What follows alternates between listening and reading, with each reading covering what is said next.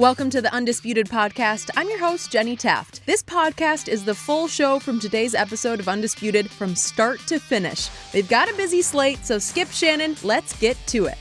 Good morning. Welcome to Undisputed. We are live from Los Angeles. I'm Jenny Taft here with Skip Bayless and Shannon Sharpe. How we doing? Not good. You know what? I ain't gonna lie to you, Skip. I'm tired. Well, it's the fourth quarter, and I got this reserve tank, so I'm gonna have to give it to you. Okay? I just want you to know. All I know is, if you out there need a break from the election coverage like my man Shannon does, we are here for you for the next 2.5 hours, and we are going to talk sports. And we have a lot of sports to talk about. Yes. So here we go. That is so true. Shannon, good luck today. I know you've been gotta up wipe late. your And eyes. I agree. Let's talk some sports. We will be that break for everyone. And how about we start by talking about Tom Brady? So, Shannon, this one obviously for you. This week, Brady confirmed the reports that Antonio Brown had been staying at his house.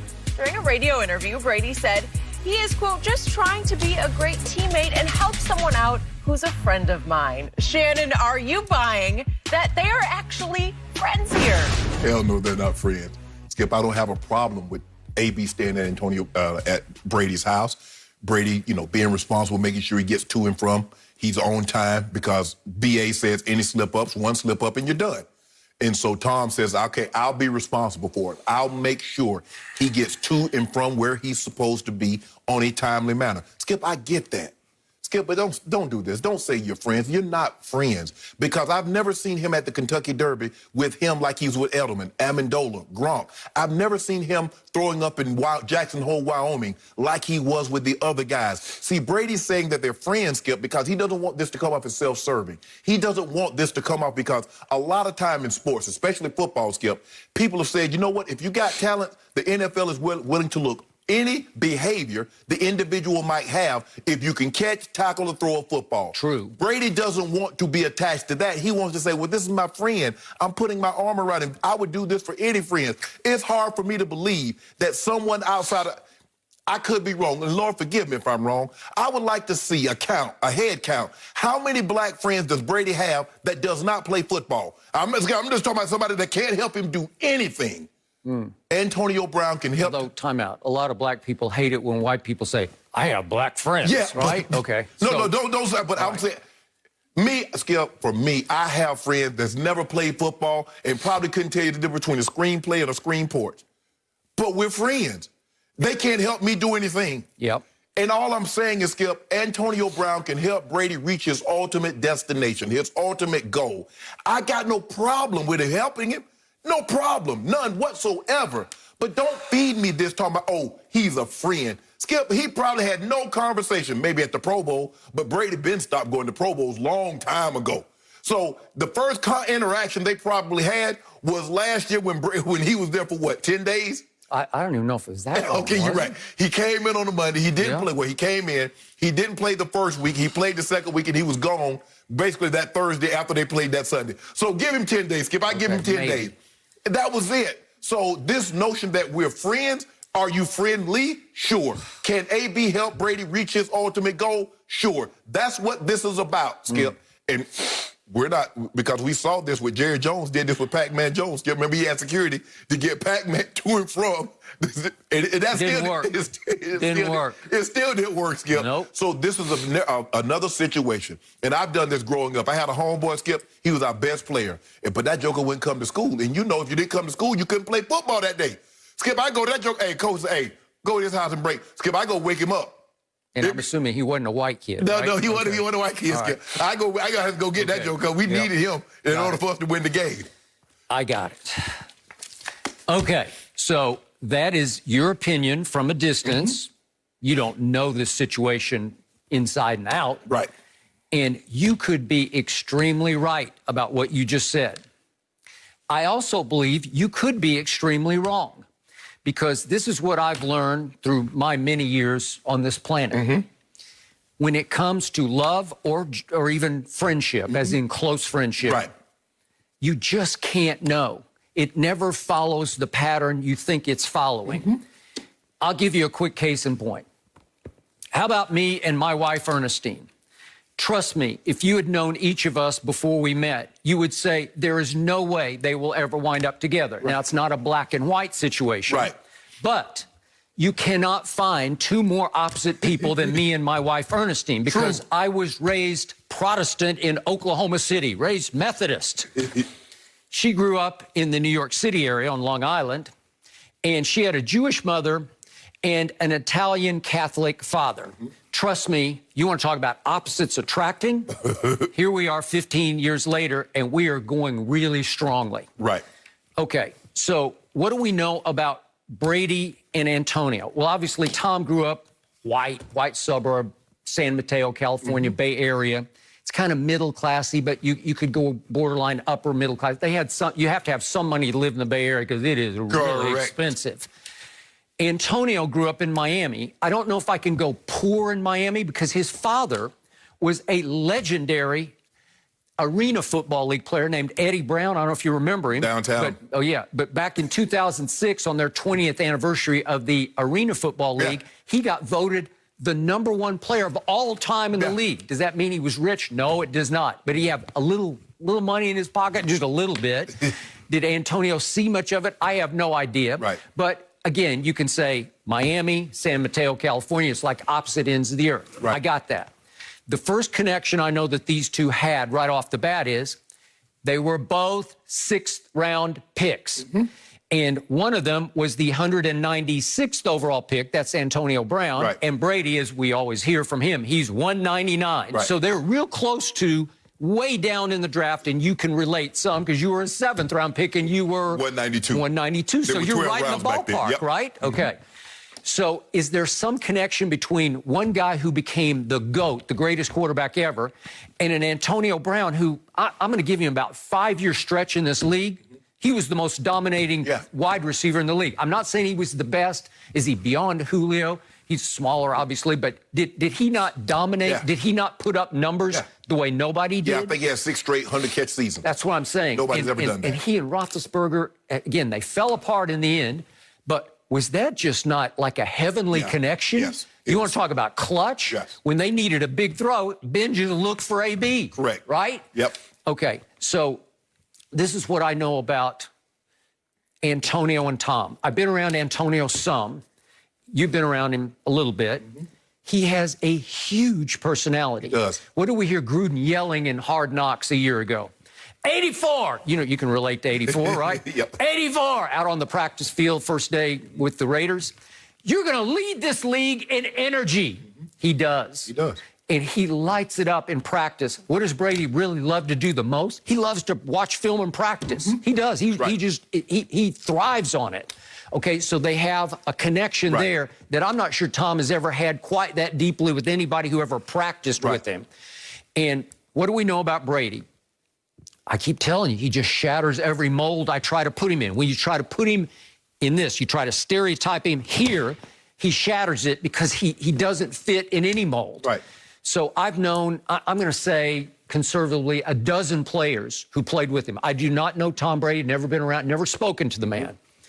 The dozen or so players I worked with at ESPN who played with and for Brady, I never heard one negative word about him. So every time I would try to poke and prod for fraudulent, inauthentic, I couldn't get there. Right. So I think he's real. Whatever he is real. I think he hides behind this public persona, this social media persona of the lame dad, you know, the goofy, silly dad jokes and all the cliches, and I think he hides behind that because I'm not sure that's really who he is. Right. So who was his closest friend at University of Michigan? It was the place kicker, Jay Feely, because they worked together one summer in Ann Arbor at the local driving range, picking up golf balls, you know, in the little cart that you have to drive. Right. And what did Jay used to tell me in my days at ESPN? He says it's the craziest thing. When I haven't seen Tom for a while and we greet each other, he always comes up and kisses me on the cheek. And Feely's like, what? You know, this is a football player, right? And it shatters the mold. Right. Is it from the heart? Yeah, it's just how Tom is. You know, I'm going to kiss you on the cheek. That's our friendship, right? So, again, is it possible they became a little closer than you can give them credit for becoming? Because, Skip, you gave the analogy between your wife and you. The difference is your wife already had a career. She didn't need Skip Bayless. Mm-hmm. She was her own self-made woman. Skip Bayless was Skip Bayless. He didn't need her. You were here. She was here. So she was actually dating someone way bigger than I will ever hope to be. What? Yep. And you was, so yep. you see what he did? Y'all see what he did? He gonna pat himself on the back and say, yeah, I know Big Bang took, yeah, you stole her back. A little bit did a hostile takeover. I think they were about done, but that's a whole nother issue. You made sure it was done. Yeah. And that was the thing, Skip. The question that I have, if Antonio Brown was Mohamed Sanu, he ain't going to bat for Mohamed Sanu. Now, he played with Mohamed Sanu last year for an extended period of time. He ain't going to bat for him. Why not? He need help. Because Mohamed Sanu can't, Tom Brady saw last year, Skip, Mohamed Sanu can't help me win. He can't run. He got a piano on his back. I'm trying to throw him the ball, and he can't get open. Okay. That guy number 17, yep. For that brief time that he was there, he can help me. He still can help me. So what did Brady do right out of the box? And I don't disagree with anything you're saying. But and one other quick point, I don't. Again, Brady has a very private life, but he should. But I don't know of him having any friendships that aren't football players. Right. Like his whole life has been football from the start. He was a good baseball player. Yeah, I think maybe sports. Maybe like Wahlberg, Ben Affleck, somebody like that. Maybe. But he can. Maybe. I mean, those guys, you can relate to people like that. I mean, it's like LeBron. You probably go in his Rolodex and he got Jay-Z and Denzel and President Obama. Because remember what transpired with Kenosha. Yeah. They got him. Not very many people can pick up the phone and call President Obama. No, I agree. That's a whole nother area. Right. This is hard to talk about friendship, what it really is, because it's hard to know it unless you're right in the middle of it. Okay, Antonio grew up with his homeboys in Miami, and he kept some of them in his quote-unquote entourage as he came up through the ranks. That was the problem. Okay, did they serve him well? No, they didn't. Did they love him? Were they there with Antonio till death do them part? Not really. Yeah. Was it more about the money? Yeah. Yeah, probably was. Okay, so is that real friendship? Not really. No. Okay, would they be there for Antonio if he didn't have a penny and he really, really needed them? Probably not. Right. I don't know that for a fact, but probably not. But let's go back to the first game last year. They're going back to Antonio's hometown of Miami. Correct. And Tom Brady is on fire. He is obsessed with, I'm going to connect with this guy because I love this guy, and I've only just been practicing with him a couple times here. And what did he do? They kept him out one play in the first offensive series. He didn't start the game. He didn't start the game. One play. And on the second play, he comes into the game. And what does Brady do? He throws it to him on the first play. If we could see, this is the first series. That's the first shot. Right. Bam. Hits him. And then in this same series, he throws it to him two more times. Two more times. Right. He's just saying, I'm going to force feed him because I love this guy. And he caps it off in another series a little later in the half with a touchdown pass that you're about to see right here that puts them ahead only 13-0. Now, they're on the way to 43-0. But it was still a football game at that point. And we know that Miami, as the year rolled on, they started to come together under Coach Flores, and it started to click on defense, and they started beating some people down the stretch. Yes. So they weren't as awful as it looked in that game. Okay? So my point is, I think they want to do that now. I think Tom is going to force this issue because he has sold Arians the quote was, the report was, he guaranteed Bruce Arians. I got him. I got him, and it'll be zero tolerance, and we'll have no slip-ups. Well, what's happened here? Think about what Antonio just fell into. How many times do you get a second chance with the GOAT? No, not often. I mean, isn't this like 1 billion to 1 shot? Yep. Tom Brady had to leave Bill Belichick and Robert Kraft. He had to go to Tampa Bay, of all places. And it had to open up where your receivers have been beat up all year, and you could convince your head coach and your GM and your ownership, who probably balked a little bit on this one because Antonio hasn't had the greatest track record. But it's not a whole lot of money, Skip. So basically, it's a week-to-week situation. You act up. We didn't give you any guaranteed money. So we're going to play you week to week. You act up, you're gone. I got that. But Tom Brady, I think, cares something about his reputation, and he is aligning himself with that guy. He's just saying, I believe in him. Right. I believe in his heart. I believe in his work ethic. I believe, and again, we don't have time to go through all the legal issues that Antonio has had, but it is not a pretty sight. And by the way, the civil suit on sexual assault is still pending. Right. Okay. Skip, when I look at this situation, especially when you got a quarterback like Tom Brady and you're bringing someone, a skill position player on the offensive side, obviously you're going to run it by him. Skip, remember when they did the trade, Cleveland got Mozgov, but the throw-in was J.R. Smith. Yep. LeBron said, "Get him, I got it." Yep. True. When Dwight Howard signed with the Lakers, they ran that by two people, LeBron James and Anthony Davis. We got it. Mm-hmm. That's what you have to do. Now, if Tom Brady said no, Antonio Brown, I don't care how much love they got for each other. If Tom Brady had said no, and AB is not going to be in Tampa. Mm-hmm. But because he said yes, and Skip, it wasn't like he said yes. I believe he kept bringing it up to BA. B, just give me a chance with him. Put his locker by mine. He'll stay with me, and I'll make sure he gets to work early. I'll make sure he stays late. I'll make sure he'll be no problem. That's the work. Now, like you said, he did put his reputation on the line with BA. Yep. About being responsible, because anything, Skip, it's like you co-sign on an apartment, you co-sign on a car. If that person misses that payment, you're responsible for it. So in other words, if he doesn't do what he was supposed to do, Brady, you responsible for it because you co-signed this. Okay. I believe it's going to work because Brady believes that there's a direct correlation between practice and game. And he's found someone that equally enjoys practice. Mm-hmm. Randy Moss enjoyed practice. They had a tremendous relationship on the field. Yep. AB and they've had, even though it's one game, Skip, they had a tremendous relationship on the field. You just see it. Right. Yep. So someone that enjoys practice as much as Tom Brady, and he believes that there's a direct correlation between practice and the way you play, actually it's a match made in heaven. But this notion that, you know what, that's my boy, I got him, I got to make sure, stop. Just stop. I got no problem with Tom Brady believing that AB deserves a second chance. No problem whatsoever. But let's call it what it is. AB is paid. The NFL believe that he's paid his debt to it.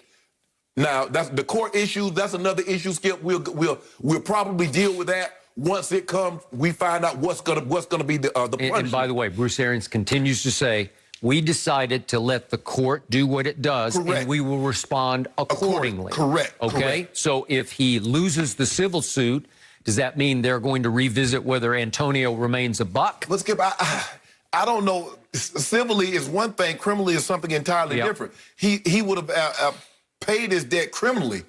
Now he paid whatever transpired with him in the moving company, the driver, and whatever that's handled. The probation or what community service. I believe that. So I believe if something were to happen civilly, I don't believe he should pay another penalty through the NFL. Now he paid. Well, he paid all last year and then 8 games this year. Correct. Okay. That is correct. All right. So here's why I believe Brady is betting on Antonio this time. Isn't this the last shot for AB? Yeah. Like, well, if he fails here, wouldn't the rest of the league say, wait, he failed twice with Brady? Right. Really? You can't, because Skip, when you look at it, you're like, hold on. Dude, you had Big Ben. You had Mike Tomlin. You had a great offense. You were getting 100 guaranteed every year. AB gonna get another 100. AB gonna have 1,300 yards. Yep. You're gonna have double-digit touchdowns. You messed up that situation. Whew. And then you go to Tom Brady, the GOAT, and you mess up that one? Now we good. John Gruden, Skipper, you can't. I'm talking about messing it up twice. Right. And they play, hold on, you had a great situation. You had $30+ million with John Gruden, who loved you, who was going to build the offense around you. Yep. Because, Skip, every time he had... Remember Derek Carr and AB going to the park and throwing first day? We love each other. How many games on a Monday night did John Gruden do about AB and just gush about him in practice, about how hard he worked? He did. And that would be a guy I would love to coach. Yep. And? So he knows, AB knows this is it. Hey, if he fails this, if he self-destructs this time, then he is fatally flawed career-wise, football-wise, where people would just say, you got issues you will never resolve. Because reportedly, he has undergone some counseling, and reportedly Brady connected him to Tony Robbins to try to get him right or get him if to... he fails this, he failed an open book test. Yeah, that's what I'm saying. Yeah, you know, there you go. You got an open book test, and you're like, damn, son, how you fail that? The answer's right there. Yep. Well, you got BA, and you got Tom Brady, and you got an offense that seems to be heading in the right direction. Solid offensive line. They can run the ball, although they didn't run it like they did on Monday night. No. But I think Ro Jones and Fournette, over the course of the season, they will get better and better running the football. So if he can't survive, if he can't make it here, Skip, like I say, you can't make it anywhere. Whew. So, in the end, my only fear for this team, and obviously I picked it to win the NFC, Right. is that Brady and AB might even be too close. If there is any real kinship or friendship going on here, I mean, rub Mike Evans. God, you got two Pro Bowl receivers, and you do have the GOAT tight end. I know he's not playing at GOAT level right now, but he's still pretty good. He still makes people double team him. Right. He still makes people like, okay, where is he? Okay, well, those are three pretty big egos. Yeah. And all of a sudden, if you're force-feeding to AB, somebody else going to say, hold on, what about me? He just got here. Skip, you remember when Gronk wasn't catching a whole lot of passes, and Gronk said, this is what he said. He said, you know what? I came here to block. And ever since he said he came here to block, you notice how many more passes and how many more touchdowns he done caught? Yep. And by the way, it's been working pretty well. Yes. Okay. Yeah. Now, he probably won't get, the 9, 10 catches, the 130-plus yards, but he'll get enough to keep him happy. The question is, you come out here and AB come out there the first game against New Orleans and you throw him 9 balls, Mike Evans get 2, Chris Godwin plays, he gets 4. They're going to be looking around like, Hey, they will be looking around. You know that feeling. Yes, absolutely. And conversely, if it goes well for a while and then we get to a game against Carolina and AB gets 1 target and no catches, is he going to be quiet? Bro, just take your helmet. Stay off social? Yep, just take your helmet off and go sit on the sideline and say, hey, Brady, tell me what you look at. What do you see? Let me tell you what I'm seeing. Bro, because the first time you throw a cup of Gatorade and you kick something, BA probably going to send you straight to the locker room. He would. and then maybe straight home. Yes. No mercy. Well, it looks like the Cowboys will have to go another week without Andy Dalton under center. Dalton was placed on the COVID-19 list yesterday, making him unavailable for their game Sunday against the undefeated Steelers. Reports are now saying the Cowboys may move to their 4th quarterback this year and start Cooper Rush from the practice squad after a rough start last week by rookie Ben DiNucci. And to top it off, they're now double-digit home underdogs on Sunday for just the 2nd time in the Super Bowl era. Skip, I don't even have anything to say. The floor is yours. Bang the table. How about them Cowboys? Bang the table right now. Would this team just please leave me alone? Just let me be. Let me rest in peace over here. Here's how my day went yesterday. I told you Monday I woke up dangerously delusional because I saw signs of life on my defense. So you know what I did after our show yesterday? You know how my mind starts working. I start thinking, you know what? This just could be the Sunday. This could be the ultimate trap game, the ultimate trap game for the Pittsburgh Steelers because they're coming off a huge rivalry win at Baltimore. They pulled it off. They are in the catbird seat.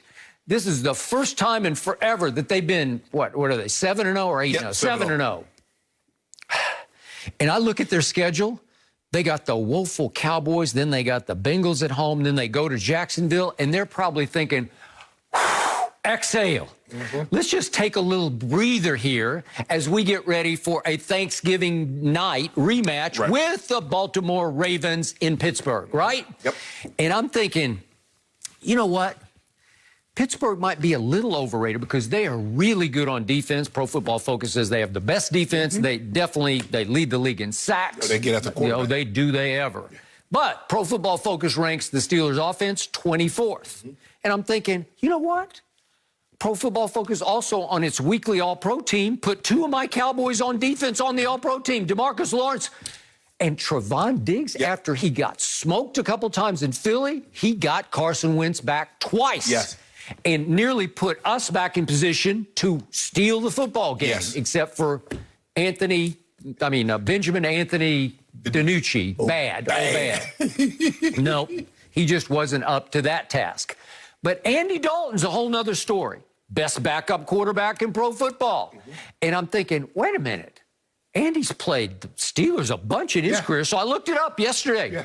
16 times he has played Mike Tomlin's Pittsburgh Steelers. His record isn't very good. It's 3-13, but he was playing for the Bungles. Right. But you look at his stats, 19 touchdowns to 14 interceptions. Not terrible against Mike Tomlin's defense over 16 games, right? So will Andy Dalton be scared on Sunday? No, he won't be scared. Like, I got a shot. If Andy's back from his concussion protocol and my defense could somehow stymie the Steelers' offense, because we actually had 4 takeaways. We had 3 the whole year. We had 4 on Sunday night at Philadelphia. Which was the fewest at that point in NFL history. That is correct. So I'm thinking, even though we're still dead last in points allowed and we're still dead last in turnover differential at -11, I saw rays of hope. And I'm thinking, what if they shock this team? Because, look, we have 3 games left in the division. Right. We got 2 at home. We got Washington and Philly at home, and we go to the Giants at the end of the year. Right. What if we won all 3? I told you yesterday, 5 could win this division, 5 wins. Right. 6 for sure. You got a real shot with 6. Absolutely. So if we could win out in the East and then steal 1 game out of division, we got a shot. Yeah. What if they shock the Pittsburgh Steelers as up to 14-point underdogs with Andy Dalton back at quarterback? And I'm thinking, here I go. I got a chance. And then I see some quotes midday yesterday from an early Mike McCarthy press conference. And, you know, the one thing that he's gloating about, and it's the only thing he can gloat about, he says, yeah, we're one team. I don't think they're one of the few teams. No COVID positives through the regular season for the Dallas Cowboys. And I'm thinking, that's all you got? No COVID positives for the Cowboys. And he's actually, like, gloating about it. Because then a couple hours pass, and I see the headline, and I said, you're kidding. Andy Dalton is on the COVID list. I don't know if he tested positive, if he had contact problems. I don't know. It's probable, I would guess, that he tested positive. Right. For him to miss, because, Skip, if you didn't test positive, you can quarantine for 5 days, test negative, and play. So you have a shot? Right. So the mere fact that they're saying he's out, you would guess that's what happened. He's tested positive. Andy Dalton, of all players on this roster, you tested positive? Just as I thought, well, if you're back, I got a chance. And now I got no chance. Now they have re-signed Cooper Rush, who used to be the backup quarterback, and they cut him, and he went up with Jason Garrett to the Giants, who cut him before the year started. Right. What? And Cooper Rush is back, and he's thrown 3 passes in his Cowboy life and completed 1 for a grand total of 2 yards back in 2017. So he hasn't been in an NFL game for nearly 3 years. So it's now Ben DiNucci or Cooper Rush. Ben DiNucci or Cooper Rush. You got another guy. I know. I got Garrett Gilbert. You don't want him? He used to be the stud of Texas as a high school player. He was one of the big signees in the history of the University of Texas, and he wound up at SMU. Okay, so that's how great he was at the University of Texas. So I'm going to assume it's now Cooper Rush or bust on Sunday. Cooper Rush out of Central Michigan, who went undrafted. And here we go again. At least DiNucci was a 7th-round pick, like Shannon Sharpe was. So now I'm just crushed again. I cannot even get a break. I can't get a COVID break.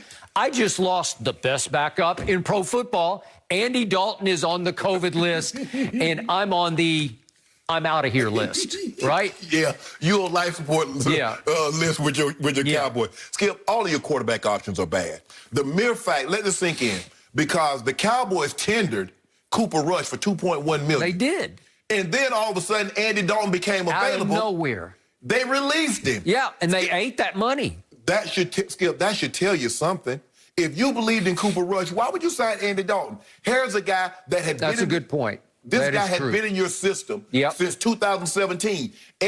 Mike McCarthy says, I'm going to leave the terminology in because that's what Dak is familiar with. Well, Cooper Rush was on the roster. He was the backup to Dak. So he knows that terminology. Why would you bring Andy Dalton in to learn new terminology if you believe Cooper Rush was the guy? You know Cooper Rush isn't the guy. Skip, it's like, okay, What is it? A, Ben DiNucci. B, Cooper Rush. C, Garrett Gilbert. E, none of the above. Yep. That's what you want, Skip. I'm sorry, you guys.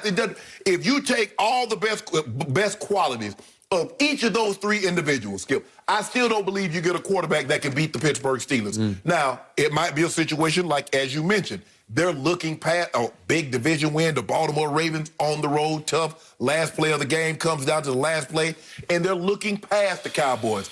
But knowing Mike Tomlin the little bit that I do, I don't think that. He's like, and as he said, he said, look, we're happy with the win, but we got to be honest with ourselves now. We got to be honest. We didn't play particularly well in certain areas, and that's why we're going to have to evaluate this tape. Skip, look, I just don't know what y'all going to do. Now, the Steelers take the ball away. They lead the league in sack, fifth in takeaways, and now they get that offensive line, Bud Dupree, Cam Hayward, and T.J. Watt. That's what y'all going to go up against. T.J. Watt, 6.5 sacks. Bud Dupree, 6 sacks. Well, they're going to leave with more than 6 and 6.5 when they leave this ball game. You got your work cut out for you. And now, the thing is about Ben and those receivers, he has all his starting receivers.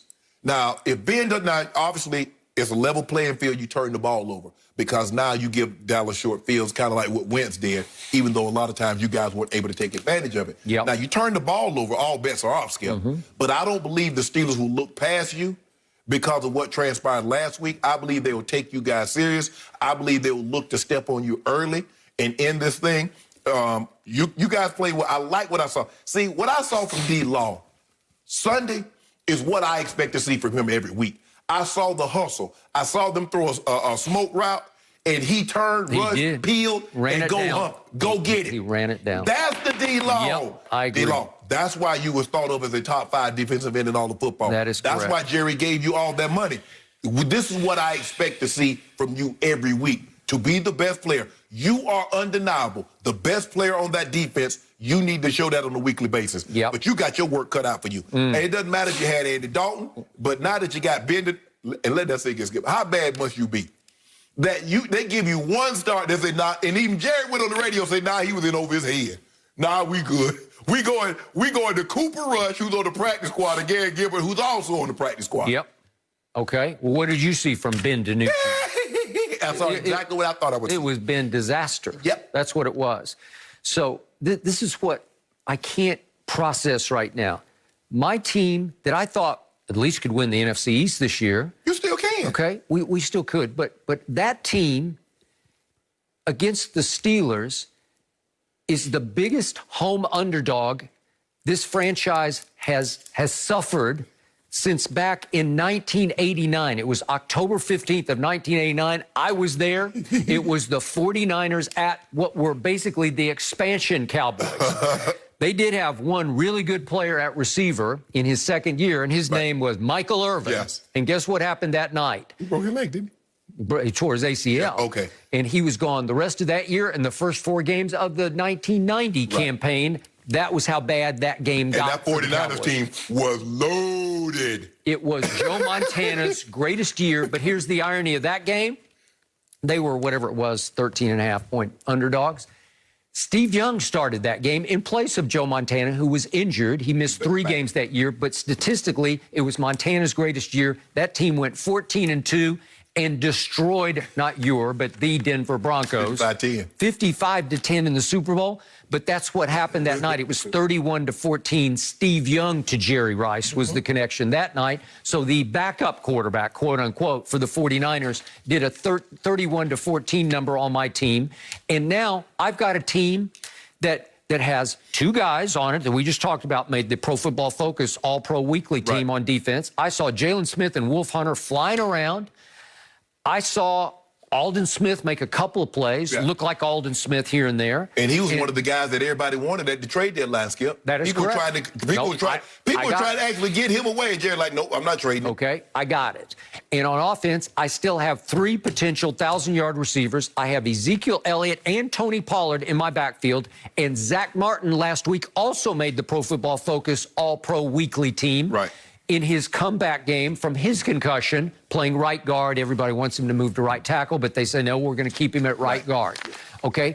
There's too much firepower left on my team for this to happen. They're 0-8 against the point spread, which is the worst start of any team dating back to the 2003 Raiders, the 91 Cincinnati Bengals. Right. This is 0-8 against the point spread, and it looks like it could get worse from here and set records. Skip, I would say, it doesn't matter who the quarterback was. If you had your starting offensive line intact, if Tyron Smith was at left tackle, you had Collins at right tackle, you had Zach Martin, and you had your guys, I would say, Skip, you got an excellent chance because they could possibly hold up against that blitz. But because you have replacements that's backing those guys up, okay, and you got your quarterback situation. Okay, I hear you.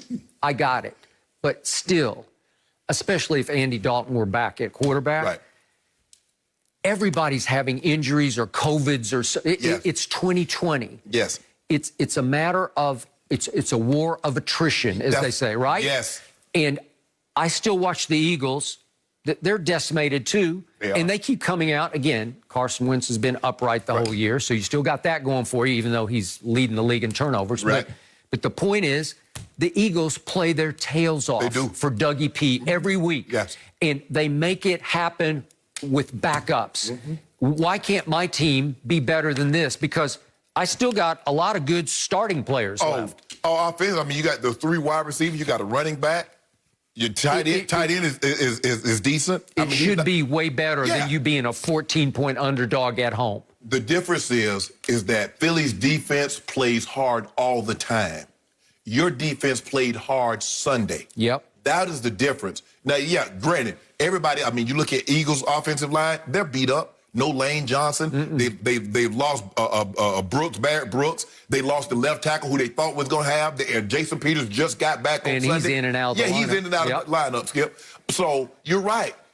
I don't believe, maybe if you had Andy Dalton, Skip, you'd probably still be 9-point underdogs. You might not be 13.5 or 14, but you'd still be pretty close to a double-digit underdog. If we had Andy Dalton, we would have stolen this game. I believe it. I convinced myself yesterday we're going to get this one. I did. Skip, you got to get this game. Andy Dalton's not afraid of the Pittsburgh Steelers. Skip, did you not see Andy Dalton in Washington? Yeah, I did. Okay. He's afraid of those guys. Did you see him in Arizona? What about that one? Did you see him in that game? Well, did you see what he did at the end of the game against the Giants? Skip. You know what? That's my only bright spot of the whole year. It is. Was what he did. Yes. Those 2 throws. They were... Wait, we got to see him real quick. No, just real quick. I know we got to go, but I got to see him. Just real quick. Please. This is all I got left. This is what you won't be seeing anytime soon. Look at this. Watch this to Michael Gallup. Watch this. He's on the run and throws a dart, and Michael Gallup gets his feet down. How sweet is that? That's my highlight of the year. Yeah, that was a good one. Except for this play. Ooh. This is my best highlight of the year. How great is this throw by Andy Dalton to Michael Gallup? How great a catch was that? That sets up the game-winning field goal against those dangerous New York Football Giants. That's all I got left. They're dangerous, huh? Yes, they're very dangerous. Well, good. I hope you want to see it again? Because no. That's the last you're going to see that. That's it. That's the last you're going to see something like that in a while. Okay. That's all you got? That's your highlights? That's it. That's all I got. Oh, thank you for doing that. I don't even know what else to say other than I'm sorry at this point. But I'm also a bit sorry for the Packers. Yesterday, Packers head coach Matt LaFleur shut down rumors that the reason Green Bay didn't make a deadline trade for receiver Will Fuller was due to a disagreement within the organization. LaFleur said he didn't believe talks got very serious to begin with. The Packers notably didn't take any receivers in the draft this year. And Aaron Rodgers reiterated yesterday that it's not his place to get involved in personnel moves. Shannon, how do you think Aaron feels about not getting any help at receiver? I'm sure Aaron would have loved to have gotten Will Fuller or any, maybe number 1, number 2 receiver. He has a number 1, but obviously he just slid into the number 2 slot. I'm sure that's what Aaron Rodgers would have loved. But can Fuller tackle, Skip? Can he play linebacker or safety? Because that's what they need. The Packers, defense, you had one job. Stop Dalvin Cook. That was your only job. Say, we don't want you to do anything else, but stop Dalvin Cook. And they couldn't do that. Now, Green Bay Packers, you've done a huge disservice to Aaron Rodgers, because let me tell you what your draft class has done. Your first-round quarterback, Jordan Love, has yet to take a snap. You drafted as running back. Well, you hope he's not going to take a snap. Exactly. Right? So Okay. he can't help us this year. Your second-round running back, A.J. Dillon, has 23 carries and 1 catch. He's on the COVID list. Your third-round tight end, Josiah Jagawa, he caught 1 pass before tearing his ACL. How the hell does that help Aaron Rodgers? How does that help the Packers this year with that kind of production? They're giving up an average of 147 rush yards per game on 5.3 attempts. Remember last year, the 49ers got almost 300 on them running the football. Yep. So you would have thought, like, hold on, wait a minute. We gave up 285 rush yards. We need to do something defensively. We need to get a D tackle. We need to get a linebacker. We need to get something up the middle. No, let's take a quarterback that might help us in 2022, 2023. What the hell they got to do in 2020 and 2021? I thought you loved these Smith brothers, right? Yeah. Zadarius and Preston have not been what we thought they were going to be. Now, Zadarius had that one game where he went bonkers. I think he had 2.5 sacks, forced fumble, something like that, Skip. But defensively, they're not playing And with. what about, what's his name, Kenny Clark? Kenny Clark I mean, he got his money. Got a ton of money, but they're not playing well, Skip. Dalvin Cook ran. Skip, they let first cousin throw 14 passes. He completed 11 of them. Come on, you can't let a quarterback should not be able to win a game, Skip, completing 11 passes. And especially if the opposing team does not turn it over. Or you get a punt return, kick return touchdown, a scoop score, a pick six. How the hell you win a game? In today's game, Skip, you complete 11 passes and win a game? Well, when Dalvin Cook, that's the first time ever, Skip, a player has scored on a team's first 4 possessions. Dalvin Cook did that. And I'm sure Aaron Rodgers wanted a receiver because he lost Lazard. Maybe he comes back. I think he's coming back this week. Yeah, I think he had a sports hernia surgery. He had some kind of abdominal surgery. They say he's due back. Okay. I'm sure Rodgers wanted a receiver. But what they need is defense. Okay. I hear everything you just said, but I'm not sure people have focused on the receiver that he does have. Devontae Adams is turning into maybe the best receiver in all of pro football because he's only played 5 games. He missed 2. But in those 5, he has been extraordinary. He's a touchdown machine. Hey. He's a touchdown machine. In 5 games, he's caught 7 touchdown passes, which is tied for the league lead, but he's only played 5 games. Okay? Average yards catch per game, he's at 100.4 receiving yards. The only one above him is DeAndre Hopkins with Kyler out in Arizona at 100.6. So he's just two tenths off of being the biggest per game receiving yards in the league. Again, only 5 out of the 7 games. Right. How blessed is Aaron to have him? Right. I mean, and you want to talk about a connection? Right. It's almost like we talked about Ben and AB through those years, where Aaron just says, I'm just going to throw it to him no matter what. But you remember what you just said. He's only had him 5 for the 8 games. So 3 of those games he's played without Devontae, and they won those games. It was the first game that he came back. I think there's 7 games. I think so. It's 5 out of 7. Right. Yep. Remember, he came back against Tampa. Yep. They lost that game. He's back against this, even though he had 3 touchdowns. But Skip, if I'm a team, I'm just going to double. I'll double him, and I'm going to make Valdez Scanlon. I'm going to make St. I'm sure Brown. Everybody doubles him every play. Well, it doesn't matter. They did a very now he got touchdown, Skip, but I only think he had like 55 yards receiving. But it was offense is all about rhythm. So Skip, I go down there and get me a touchdown. I said, man, the defense gonna get us that thing right back. We gonna get right back on the field. Dalvin Cook said, you're going to be over there for a while. Yep. Run the ball right down the field. Okay, Aaron, get back on the field, right back down the field, touchdown. Okay, they're going to stop him this time. Dalvin Cook says, have a seat. I'm going to be here for eat a Snickers. I'm going to be here for a while. And so that's the problem, Skip. I don't believe offensively, yeah, sure, they would love to have Aaron Jones back. But, Skip, I don't believe offense is solely their problem. Now, it's going to be an issue if they don't hurry up and get Bakhtiari back. Yep. Because Aaron Rodgers could rest sleep real well knowing, because I believe he's the best pass blocking attack. I believe he's the best tackle in football.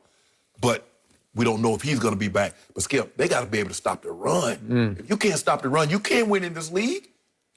Okay, I hear you. There were reports that they were offering for Will Fuller some mid-round draft pick and that the Texans wanted more. Will Fuller is just barely their second best receiver in Houston. Brandon Cook. And yeah, it's close between the different categories. They're back and forth in it. But Will Fuller is only 26 years of age. And I remind everybody, he ran 4.32 in the 40, 4.32, which is pretty great. And he's pretty big time. He would clearly step in and be your second best receiver. But here's the thing, though, Skip. Will Fuller's at the end of the contract. Now, I give you a second or third. You have to rent him. Right. Yep. Skip, I can rent you for a 5th or 6th round pick. Skip, I can't rent you for a 2nd round pick. I mean, now you forcing my hands. Well, I just gave Devontae going to be coming back. He going to want some money. Devontae going to want some money. He saw what D-Hop got. Yep. He saw what Julio making, Michael Thomas. I would agree. Like, hey, Murph, I need to talk to you right quick. By the way, David Carr on NFL.com ranks offensive players every week, and he's got Devontae Adams up to 4th on the list, which is like Russ and Mahomes. And he's got Kamara all the way up at 3rd, but he's got Devontae at 4th most valuable offensive player, ahead of Aaron. Skip, I love Devontae. I love Mike Thomas. I love D-Hop. I ain't taking none of them over Julio.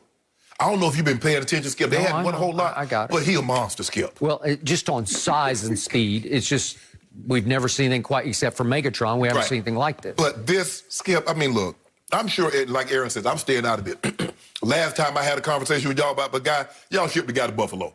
True. I told y'all what I need, and y'all go draft the quarterback. So I'm going to keep my mouth shut.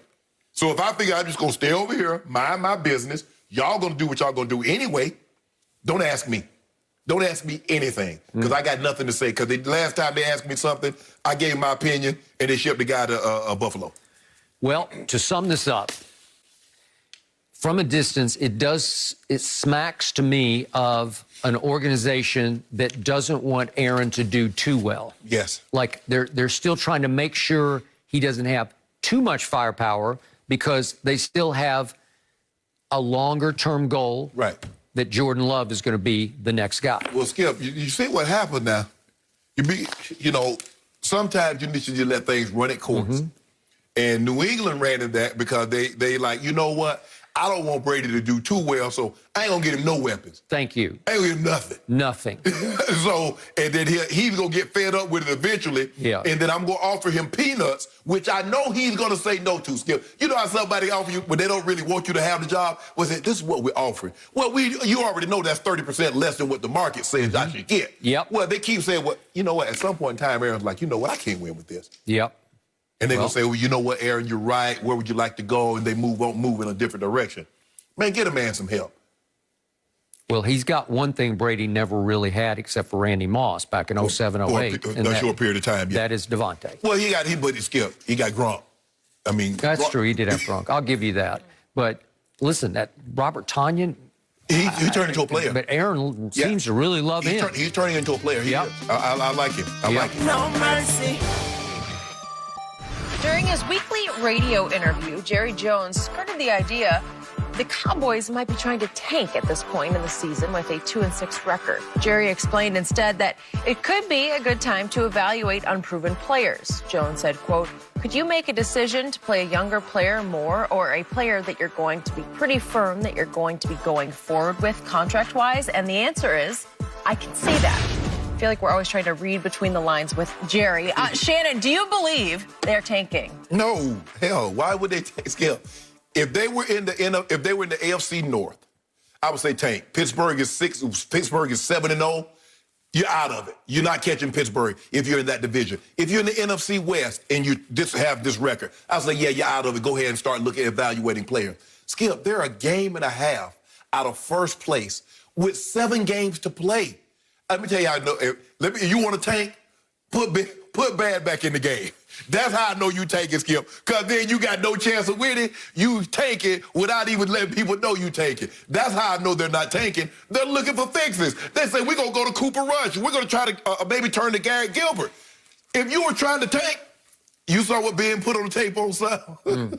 On Sunday, Skip, put his butt back in the game. Then you tanking. They're not tanking, Skip, because they're trying to win. That's why Ron Rivera, Skip, he benched the first-round draft pick and started quarterback. He's like, hey, Man, I got a chance to win this division. This division is going to be terrible, and a terrible... Yeah, but that was his quarterback from Carolina, Kyle Allen, that he knew and liked, right? But believed in. And he knows, Skip, I don't have to win 10 games to win this division.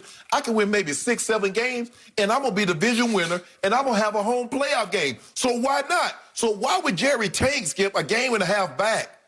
Right now, with I think they got 7 games to play. What are they, 2 and 6? So they got 8 games to play. They got 8 games to play. They're not out of this by no stretch of the imagination. So Jerry's not taking. I understand. Now, there might come a time, I don't believe, Skip, first of all, I don't believe Jerry's going to tank because I don't see a scenario in which a team can go on a 3-game win streak and blow this division open. Mm-hmm. So this is going to come down to weeks 14, 15, 16, and 17. So they're going to be in it all the way because, as you mentioned, the schedule that the Eagles got, the schedule that the Washington got, ain't nobody going nowhere. They're going to be right there. Everybody's going to be right there in the pack. So, no, they're not tanking, and it's not time to evaluate players. It's time for your best players to play their best football and get you back in this and get you atop this division. Painfully and unfortunately, I disagree with your position on this. I believe Jerry Jones has now engaged in what I would call passive-aggressive tanking. I believe he's set this team up to potentially lose every remaining game. Even you have agreed that it's possible they would lose out. Oh, yeah, they absolutely could. And that could be with Andy Dalton at quarterback anyway, right? Yes. So I liked what Jerry said. He's being actually painfully honest because he was saying when it comes to tanking, it's not like the players are tanking because they're playing for their jobs, man. They're going to play hard. I'm coming here practicing, meeting, doing all this meeting. Oh, no. Right. Are coaches going to coach as hard as they can coach? Absolutely. Are they going to coach desperately hard? Yes. Yes, they will. Because they're coaching for their job, too. What did Jerry do last week? He cleaned house. He cut bait with every free agent he signed in the offseason. Every one of them right down the list except for Aldon Smith, if you sort of include him. Right. But that wasn't really, I'm going to go out and sign Aldon Smith. I'm just going to take a flyer, right? Yes. Okay. Jay Glazer, our man here at Fox, vouched and said, believe in him. And Jay was completely right about this. So they took a shot, and it worked. He may have hit the midseason wall for a couple of games. He hasn't been quite as active. But still, Jerry said, we're going to go ahead and play young players and a few players that we're going to believe in enough to give them a longer-term deal. Right. Well, I think he just said Aldon Smith, as you pointed out, they could have traded him. Right. Well, I think they're going to give him some money. I think they're going to keep him, too. Right? Jerry made it clear, like, he's going to be a free agent and going to get some money. He's going to get some money from the Dallas Cowboys. So he's part of the quote-unquote rebuild to me. Yes. Okay, so look down this list. Dontari Poe, HaHa Clinton Dix, Darryl Worley, Everson Griffin, who they obviously traded, Gerald McCoy, who got hurt, but then they cut bait. Brandon Carr, who I thought might be the starting safety this year, who had started every game he'd ever played in the National Football League. They cut him, and I kept banging the table over here. Go get Earl Thomas. If you really want to go steal the least, as in the NFC East, go get Earl Thomas, a made man at safety. He's got all kinds of baggage. Shannon Sharpe says, no, I don't want him in my locker room. The Texans voted, and they're a terrible team. They voted no, we don't want him in our locker room. Right. I want him in my secondary because I don't have anything remotely like Earl Thomas as a playmaker. You don't, but it seems to me Jerry got rid of a lot of the bad apples that he thought was causing problems in his locker room. Okay, they're all bad apples in that none of them believed in Mike Nolan's system. None of them. These were all the guys. Some of them had made Pro Bowl. Several of them had made. In fact, I'm going down the list here. Wait, 1, 2, 3, 4, 5. Yep, 5 had made Pro Bowls. They're saying, what the hell is this? They're making their voices known. They're getting louder and louder in the locker room. This guy has no idea what he's doing. Remember the anonymous quotes that Jane Slater had, NFL.com, NFL Network? What were those about? They were from some of those guys on the defensive side of the football. Let me ask you all this. Defensive. If Dak Prescott is healthy, the Eagles turned the ball over 4 times. Do you believe the Cowboys win or lose that game? Well, you obviously know what I think. Yes. Yes. I believe if Dak had been healthy, I believe they'd beat Washington. Andy Dalton was terrible that day. So. Okay. He was flat out terrible. I know, but when you're giving up, what'd they give up? 200 yards rushing? Yeah. And remember, they're still dead last in yards rushing allowed. Yes. Okay? You already told me about Green Bay. Yes. Aaron played great, you know. Yes. Okay, well, you can't overcome that. You can't overcome the Cleveland Browns rushing for 307 yards because Dak was my quarterback that day. And he almost rallied him back, but it's hard to rally back from 41 to 14, right? And Arizona comes back and rushes 240 against 240. You. Okay, you can't, Dak or no Dak. Right. But again, to your point, Washington, Philly, you can beat those teams. And I think sometimes... Okay, what do I always tell you, and I think you've finally given into this, Dak Prescott is the best quarterback in the NFC least. For what is what? Walk into him. He is not. You know it, and I know it. You want to talk about a turnover nightmare machine? He is, Skip, and that's concerning because I've never seen a guy that turns the ball over as a young quarterback, gets better at protecting the football as an older quarterback. That's the problem they're going to have with the Giants. That's how you evaluate Daniel Jones. I agree. Skip, I've never seen it. Normally, guys that are careful with the football as young players are careful with the football as older players. Yep. What did Brett Favre do as a young player? Turn it over. What did he do as an older player? Even except the anomaly season that he had in Minnesota, his first year in Minnesota. But he was so spectacularly good that he could overcome the bad. Okay, got it. With this, but Daniel Jones can't overcome the bad. No. Okay. So, in other words, Skip, I believe Lawrence and Justin Fields.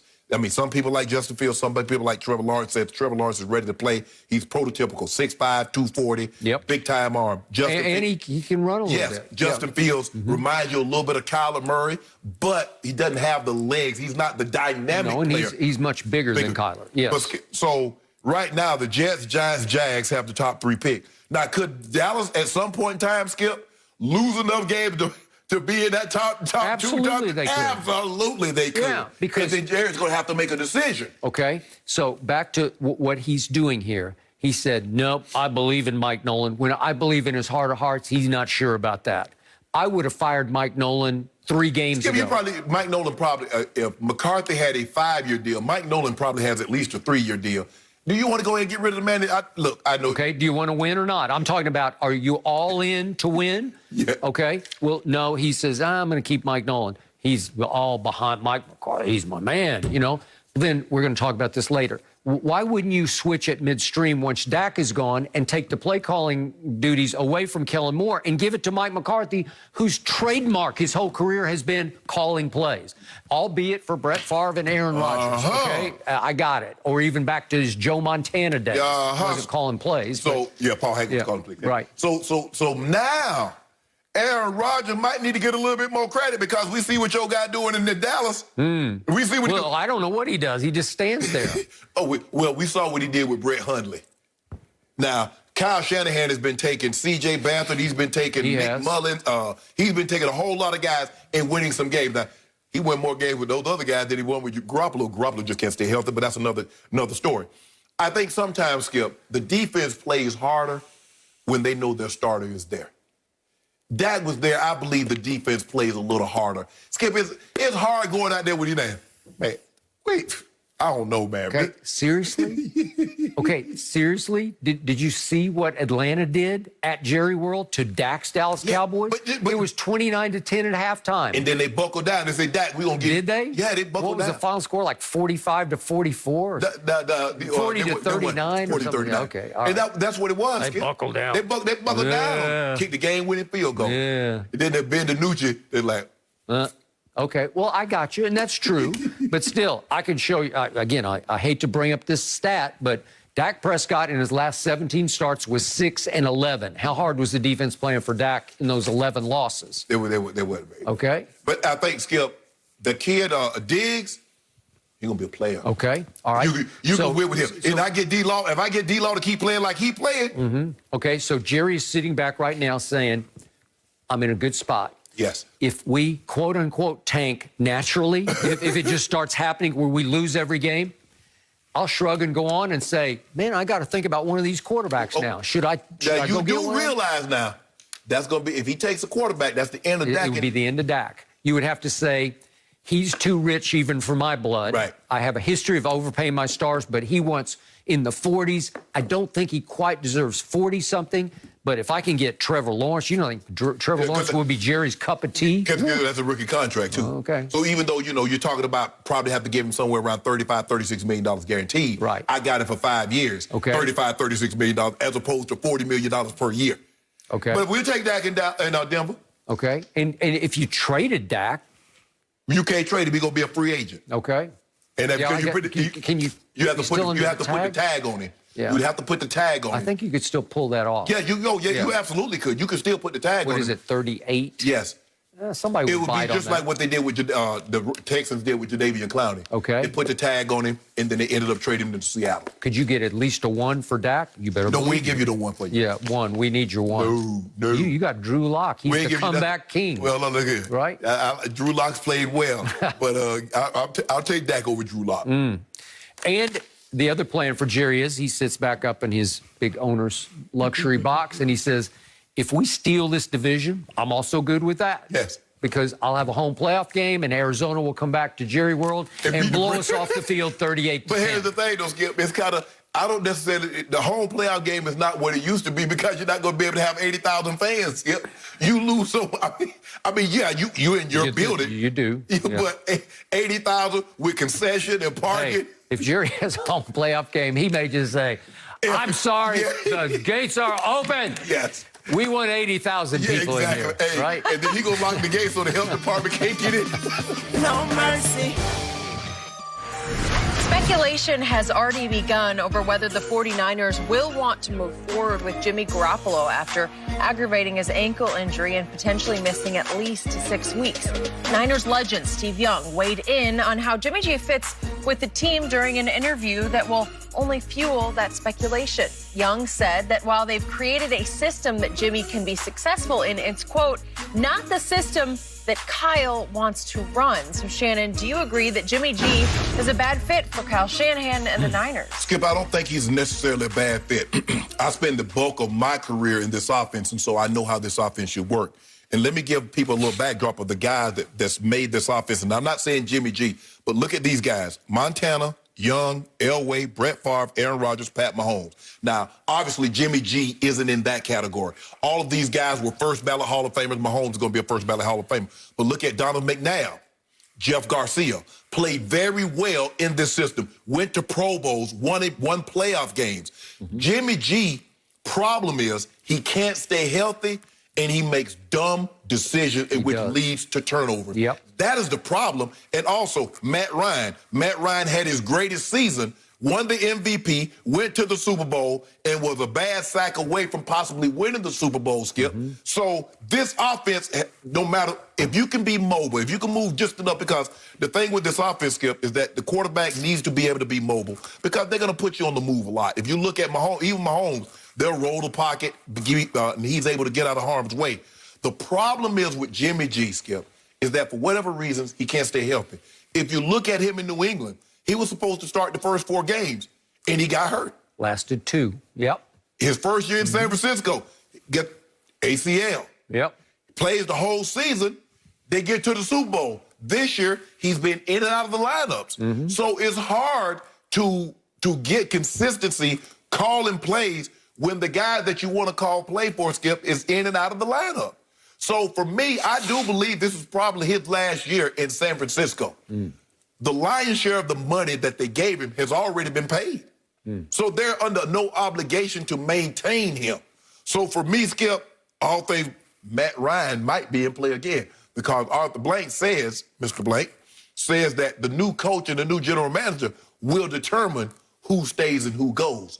So if Matt Ryan becomes available, he's going to San Francisco. He's going to where he had his most who he had his most success with. Yep. So for me, Skip, I just think that Jimmy G he's not a bad fit.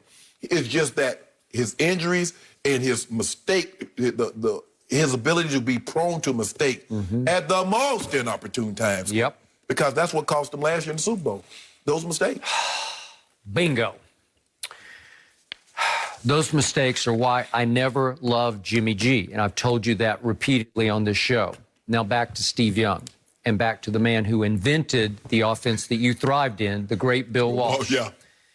I had the privilege and the pleasure of getting to know him very well, Bill Walsh, in my days in the Bay Area. And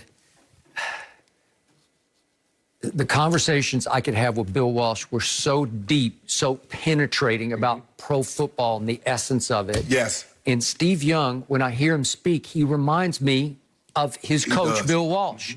Because when he spoke about this, whether you believe it or not, or agree with it or not, man, it was potent, it was piercing. And he just flat out, Steve Young just laid it right out on the table for all to see. And he said that he has to find, Kyle has to find a quarterback that he can trust and be expansive with rather than just protect. Right. You can't go into putting a game plan together thinking, I can't do that. I got to protect him. I can do this with him, but I can't do that. Maybe with a Matt Ryan, you just say, all bets are off. I got the whole playbook here. Skip, it's hard to put a game plan in saying if we don't rush for 150 to 200 yards, we can't win. We can't win. And listen, in my days of covering pro football, I'm not sure I've ever seen a better run game coordinator than Kyle Shannon. Oh, no. Just run game. It's spectacular. Yeah. It is so creative. I have to sit and watch my offense every Sunday. Here's Zeke, running up the middle. He got that from his dad. He did. From Mike. I know, because it's just, you want to talk about bells and whistles in a good way? You want to talk about smoke and mirrors? It's like, boom. In every offense, you look at the running game with Denver, you look at Houston, you look at Washington, you look at San Francisco. Now, Bobby Turner, who's a running back coach, who was Mike's first running back coach when he came to 1995. He gets those guys, Skip. You get one cut. All that dance in the backfield, if you notice the 49ers, it doesn't matter who they put in there. It was the same thing in Denver. We went from from TD to Orlandis Gary to Clinton Portis to Mike Anderson. It didn't Tatum Bell. It didn't matter. True. You get one cut, you get downhill. Yep. That's what they teach in San Francisco. You get one cut, all that dancing and going left and then cutting back. No, we don't dance here. We're going to get you to the line of scrimmage, and then you do the rest. And if you get Terrell Davis in there, you're going to win a Super Bowl. You better believe it. Right? You better believe, yes. Okay, so why do I not love Jimmy G? He reminds me too much of the guy you love in Philly. He's got some, you call him walk it to him, I call him give it to him wins. Jimmy G can be a little thick-headed like Carson can be. Just a little, I don't want to go rock-headed, but it's just like all of a sudden you kind of go cross-eyed, like Wentz did against my Cowboys the other night. There were 2 or 3 times like, what are you doing? Thank you, Carson, but what are you thinking? Oh, so now he's Jimmy Giveaway, huh? Well, he's got that gene in him. He's got that, what I call the haywire gene. He does. He does. They both have big talent. Carson Wentz he's big, strapping young man. Jimmy's got strength. He's got a big arm. He is highly capable of lighting you up. And we've seen games like that game he played last year at New Orleans. That was big time. Yes. Okay, can he sustain that? No, he can't. Wildly inconsistent. And to your point, man, he just keeps getting hurt, and it seems to kind of get worse and worse. Yes. Well, that won't work. No. Okay. And the thing is, Skip, with that running game, you got the best tight end in football. Look, you don't have a Julio, but you don't need a Julio. Yep. We didn't have the Randy Moss, the best. Aaron Rodgers was plenty good enough to get you to the next level. Yep. They have receivers that's plenty good enough to get to the next level. But the mistakes that he makes, Skip, are killers. And I can just, knowing his dad, Mike, I can see the expression on his face. He's like, if we can just protect the ball, we can win games. Yep. A bunch of games. Yep. But that's his problem. He doesn't protect the ball. I believe, heart of hearts, John Lynch, Kyle Shanahan, right here, right now, have one recent regret. Not getting Tom. They should have signed Tom Brady for even just 2 years. Just say, Tom, come home. He grew up right in the shadows. He grew up a 49er fan going to Candlestick, which was 15 minutes up the 101 freeway from his house in San Mateo. Loved Joe Montana. It's beautiful. It's like storybook finish. Right. Put him into this offense for 2 years, one for sure this year. Right. Wouldn't he be a little better? You just have a better shot. That's with the way they run the ball there? I know. That's what I'm saying. Did they not? They admitted we seriously considered it, right? With the way they can run the football, he would be getting so much protection, Skip, and now you think play action is open in Tampa. Think about how they run the football, Skip. You talk about guys running scot-free. And with Kittle's is every. He might have said to his man Gronk, "You know what? We're good. Right? Yeah, we're good." Yeah. With Kittle, man. It's just, I just don't know, Skip. I think, but I think Jimmy G would be a welcome sight back in New England. I believe Coach Belichick would take him back in New England. I don't know about that. You don't think he would? I know he texts him congratulations after various games. Bill is nobody's fool, and after he watches this from a distance, do you think he really would buy all in that I can go forward and win a Super Bowl with this guy, as hot and cold as he can be? One thing is, look, I think the thing is you're not going to have to give up anything, because I think they're going to release Jimmy G, Skip. I really do, especially if somebody becomes available, a decent core. Matt Ryan becomes available, Dak's available. Oh, I'm moving on from Jimmy G for one of those guys? Yep. Even Dak coming off the injury that he suffered, I'm moving on. I hear you, okay? Which is why Belichick's having enough problems as it is. Would he want to bet his ranch on Jimmy G going forward for the next 4 or 5 years? I don't know about next 4 or 5, Skip, but let me tell you what Coach Belichick's going to have. He's going to have the second most cap money to spend next to Indy. Mm-hmm. And the cap possibly is going down. So you're going to be able to get some of these guys on pennies on the dollar. The guys thinking they're going to get $100 million contract. That's not going to happen, Skip. So he's saying I can be a buyer in a situation, and maybe they revisit the situation with Stephon Gilmore. Stephon Gilmore's going to raise, Skip. He's not going to want to play 1 year on with, because what they did is that they moved some of the money from next year up to this year. Mm. So actually, next year's contract going to be lower than what he's making this year. He's not going to be happy. Mm-mm. So there's a possibility they revisit that, and maybe they get a draft pick for.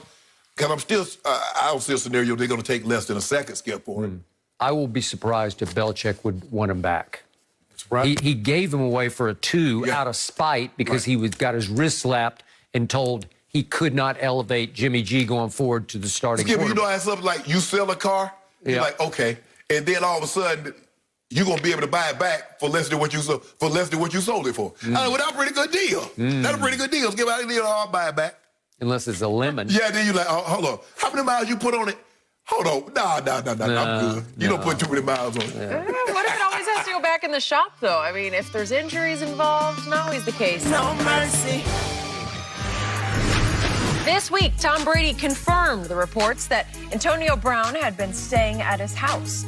During a radio interview, Brady said he is, quote, just trying to be a great teammate and help someone out who's a friend of mine. Former All-Pro cornerback Antonio Cromartie is back joining us this morning. Antonio, great to have you again. So are you buying that they're actually friends here? I'm buying it. I say that because, there's been rumors or talks along in the media or even just throughout the locker room of guys talking that Brady's been texting him just over the time just to make sure he's okay. And I think another thing, he got him with, what's his name, Tony Robbins, to try to help him out from that standpoint. But I just think he's just trying to do 2 things. Is one, just be a good teammate, and also from a mental standpoint, playing game standpoint, is also try to catch Antonio Brown up as much as possible. Those 2 things got to work hand in hand. You got a guy that's coming in and trying to learn the system and everything else. But I just see as they are friends. I see as he's trying to be a mentor to Antonio Brown, just like as anyone else that was in the locker room. From when I first came in, I had guys like Quinn Jammer, LT, and those guys that looked after me and mentored me, just tried to make sure I made the right decision. And I think that's what Tom Brady is trying to do and clean up Antonio Brown act from that standpoint. I look at it and I said no, because let me ask you this. If that's Mohamed Sanu that can't help Brady win games, can't help Brady get to the Super Bowl, is he calling him? Is he putting him in touch with Tony Robbins? I think he would. But you got to think, you got a guy that was going through those stages of something was going on mentally. I don't care what, mental health is something that needs to be talked about in that situation also. But it's just a point of saying you're giving a guy like Tom Brady to be a mentor to a Antonio Brown, a guy that's won, Tom Brady who's won championships, knows the way to go about it, but also somebody that's going to be caring enough to show that, hey, yes, I want to go win a championship, but also, look, this is the way I can help you mentally and get you prepared in the right way, because now you can see the way my family works. You can see the way that things are going on in my household, how I'm with my kids, how I'm with my wife, and how a family-oriented family is supposed to be. And I think that's something that Tom Brady can give to Antonio Brown that he can learn from, because they've been in constant communication. Like, at the end of the day, we don't know what's going on behind the scenes because we only see certain things. We only get to see certain things. So now we get to see that, him standing there. I think it's more to it than just about winning football. It's actually having that friendship to give him somebody to call on to when in time of need. No, I don't have a problem with Tom Brady helping Antonio Brown. No problem whatsoever. But this is a quid pro quo.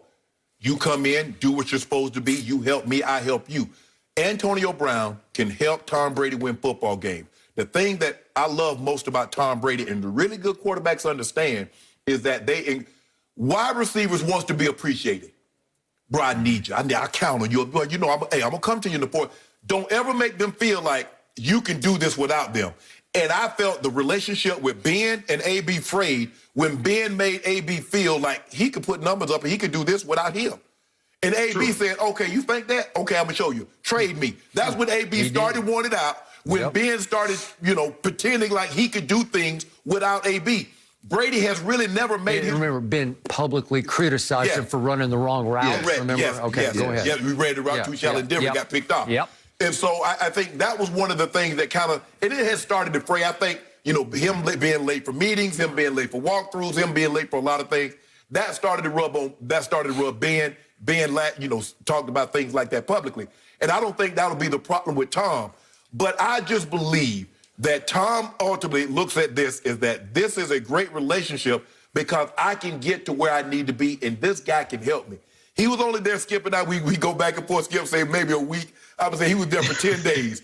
And he saw the way A.B. worked in practice. He did. And Tom Brady is a guy that believes that practice is a direct correlation to where guys are going to play in the game. And so he saw how hard A.B. worked in practice. That correlated to the game. And he's like, well, you know what? Man, if I had this guy again, if I get an opportunity to work with him again, I definitely want that. But there's no question. He believes A.B. can play. A.B. can help him get to the Super Bowl, and that's one of the reasons. Are they friends? I don't know. Friends a term. They're friendly. Do I look at them as him and Edelman, him and Amendola, him and Gronk, him and Jay Feely? No. Okay. No, that relationship is totally different from that standpoint when you mention those guys. But at the end of the day, like you say, it's going to be about football and trying to catch them up at the same time. But I think Tom Brady is trying to be that great teammate and that mentor from him from that standpoint of making sure that he makes the right decision. You got to think, Bruce Arians is not the one to play with. You make one mistake with him, like he already said in the media to Antonio Brown himself, you mess up one time, you're gone. Yeah. So it's like, if this is Antonio Brown's last chance at anything, so he has to act right no matter how you look at it. Okay, Crow, let's cut to the chase here. Right. Shannon and I went back and forth about this to open today's show. To me, deep down, Shannon just believes that there's no way this white, pretty boy from San Mateo, California, married to a supermodel, the GOAT quarterback, would actually become real friends, like BFF, sort of best friends for life kind of friends, genuine friendship with an Antonio Brown, who obviously practices hard. That's what Brady loves about him. And obviously he can help Brady win another Super Bowl in Tampa. But Antonio has a long, ugly track record of off-field incidents that are not exactly sort of Brady-esque. So it's hard for Shannon to connect the dots to real friendship that transcends what can you do for me on the football field. Is that fair to say? That's very fair to say. Okay. I told Shannon he well could be right. But when it comes to the Brady I always hear about from players who played with Tom Brady, Shannon also could be wrong on this one. We just don't know because Brady shatters a lot of molds. Quarterbacks don't act like Tom Brady. That drives Shannon crazy because he doesn't carry himself like most franchise quarterbacks do. And he gets on social media and acts like a goofy, silly dad jokes and bad jokes and lame jokes. And it's not how Shannon perceives his franchise quarterback should act publicly, right? Well, I think the thing is with me, Skip, Tom Brady is what I thought a franchise quarterback would be. He's very guarded, very scripted. Yep. You see the way he dressed? He has on Tom Ford. He has a turtleneck on, has the knife. He's always immaculately dressed. Peyton Manning, when you see him the way he carries himself. So Tom Brady is what I thought a franchise quarterback would look like and sound like. Okay, but he has he can be a weird dude in that every once in a while he does something that just cuts against all the grain of what a quarterback should be. Listen, the time I've been around Antonio Brown, he is fun to be around, man. He is a ball of fire. I don't doubt it that Brady's kids love him because he's, man, you want to talk about charismatic? He's about as charismatic a player as I've ever been around before. When he wants to turn on that charm, woo. Right. Okay, so is it possible they've connected on a little deeper level? Because I also told Shannon, they're both their 6th-round picks. Antonio was number 196, and Tom Brady, as he always reminds everybody, was number 199. Maybe there's a little bond there, a little rapport. I don't know. Is it friends for life? Well, yes, and plus, Crow, you think about when you're a 6th-round draft pick and you work your way up and become what Tom Brady became, and you work your way and AB became. Obviously, that's hard work, Skip. Yeah, that's hard work. Okay. So, Crow, like I heard the other day, I read where Logan Ryan, who used to play with Brady, now with the Giants, obviously, picked off Brady, picked him at the end of his New England career. In Tennessee. And they text all the time. Well, is that unusual? Is it weird for the GOAT quarterback to be texting with Logan? I don't know. It just seems like Tom has a lot of quote-unquote weird relationships. It is. But you got to think about this, though. Yeah. You guys are saying, like, it's weird, but think about this. When guys go in and go do their Hall of Fame speech and do all that stuff, they never really talk about football. They talk about the things that life-wise or the relationships they have with guys inside the locker room. And that's what Tom Brady is trying to build. It's just like, this is a brotherhood. This is a brotherhood for life. So that's what Tom Brady takes seriously. And that's something that he sees where he can have with Antonio Brown also as being a mentor and everything else. Once you build those relationships, those relationships will continue to go on.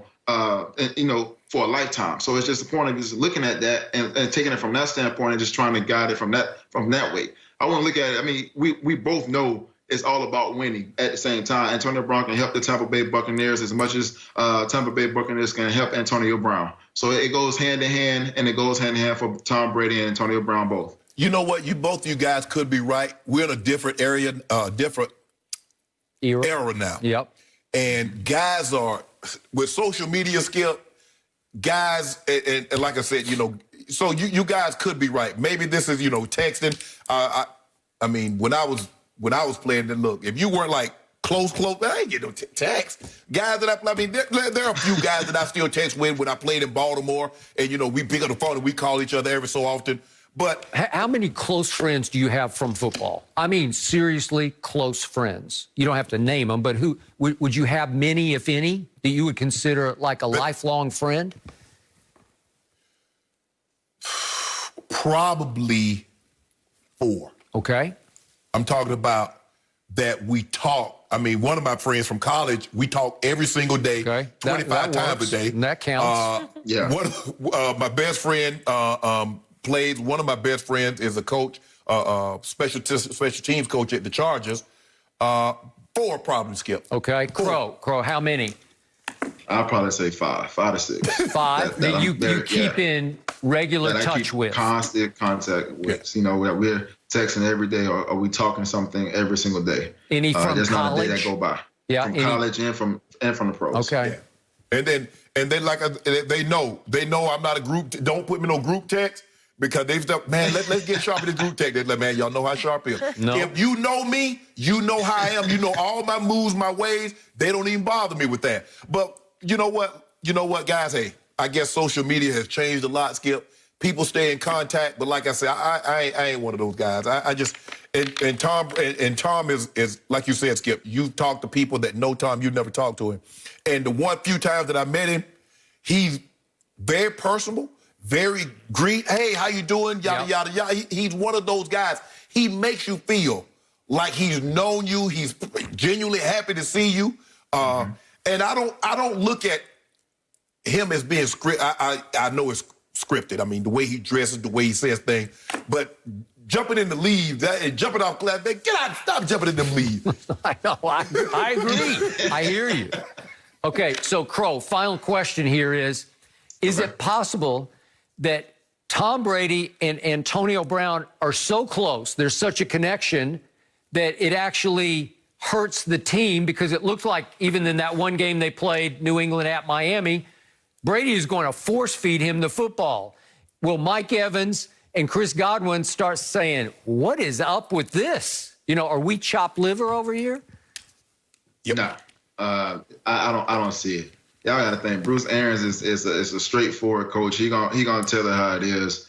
And I think the biggest thing is, you know, you just got to find your mismatches. And I think that's what he's going to end up trying to do. Yes, you're going to try to feed Antonio Brown the ball as much as you can. But at the end of the day, you can't take away from the guys that's like Chris Godwin or Mike Evans or Mickens, who's actually came around. And what's the kid named Miller? Yeah, Scotty Miller. So, you know, you're not going to take away from those guys. You're not going to take away from Gronk neither. You just add another weapon that you can put into the slot that can be a lot more dangerous than versus everybody else. You know what I do? That's how I'm going to do it. Because I know I'm going to double Mike Evans and Godwin. I'm going to force him to throw the ball to AB. Force him? Yeah, because when Dez and T.O. and Odell didn't get the ball early, what they do? What they do, Crow? I'm going to turn you against each other from within. I know how to get you because I know you want that ball. Oh, Brady throw about 5 of them things early to AB. Mike Evans going to be looking at Chris Godwin. Chris Godwin going to be looking at Mike Evans. Like, what's going on, bro? He just got here. He get on. Shannon, I can't say that because Godwin didn't catch a pass into the fourth quarter one game. So it's just like you got to think about that. So it's not about – it's about wins right now. And Bruce Arians, that's one thing Bruce Arians going to preach about. I don't care what you do. Only thing I do is want a W. I don't care about your stats. I don't care about none of that. If you're not here to come here and win this game, I don't care. Everybody says all they care about them dubs, but I need to get about 10 catches for $150 and 2 touchdowns in that dub. That's what them guys care about. Oh, I don't care about no sacks. Come on, man. Come on, see. Antonio, thank you. No mercy. Tomorrow, Aaron Rodgers leads the NFC North leading Packers against the 49ers. It all starts at 7:30 Eastern, 4:30 Pacific on Fox, NFL Network, and streaming on Prime Video. The Cowboys will have to go another week without Andy Dalton and are now 13.5-point home underdogs, according to Fox Bet, against the Steelers. Dallas may also move on from Ben DiNucci and start Cooper Rush at QB. So, Shannon, is there any way the Cowboys cover this spread? Skip, I hate betting. I hate betting spreads because teams get out the big leads and all of a sudden, you know, they take their foot off the gas and then the team score, you know, a touchdown and a field goal late and what was a 17, 20-point lead, all of a sudden the team backdoor covers you and you looking like, man, I had this money. I'll go buy me a new Dior shirt, you know, get me a new pair of kicks, and now I ain't got nothing. 13.5, man, that's 2 touchdowns.